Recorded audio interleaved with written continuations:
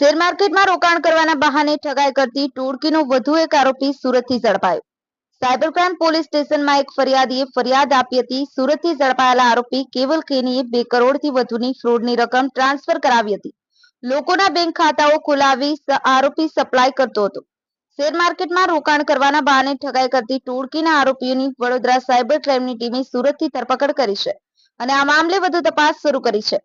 આરોપી લોકોના બેંક ખાતાઓ ખોલવાની આરોપીઓને સપ્લાય કરવાનું કામ પણ કરતો હતો.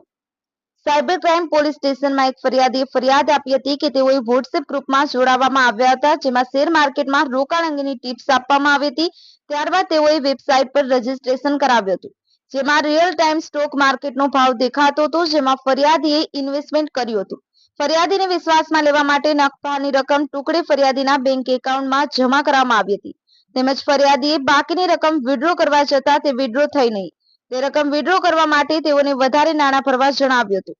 આમ અલગ અલગ કંપનીના શેર ખરીદવાના બહાને કુલ 87,500 રૂપિયા પ્રોફિટ રૂપે ફરિયાદીના બેંક ખાતામાં જમા કરાવ્યા હતા અને વિશ્વાસમાં લઈને તેઓ પાસેથી કુલ રકમ 49,90,000 ટ્રાન્સફર કરાવ્યા હતા. ઉલ્લેખનીય છે કે આરોપીએ સાહુદોના બેંક ખાતાઓમાં 2 કરોડથી વધુની ફ્રોડની રકમ ટ્રાન્સફર કરાવી હતી અને રોકડ રકમ મેળવી આરોપીઓને સોંપી દેતો હતો, જેના માટે તે આર્થિક લાભ મેળવતો હતો. તેમજ લોકોના બેંક ખાતાઓ ખોલાવી આરોપીઓને સપ્લાય કરવાનું કામ પણ કરતો હતો. સિકંદર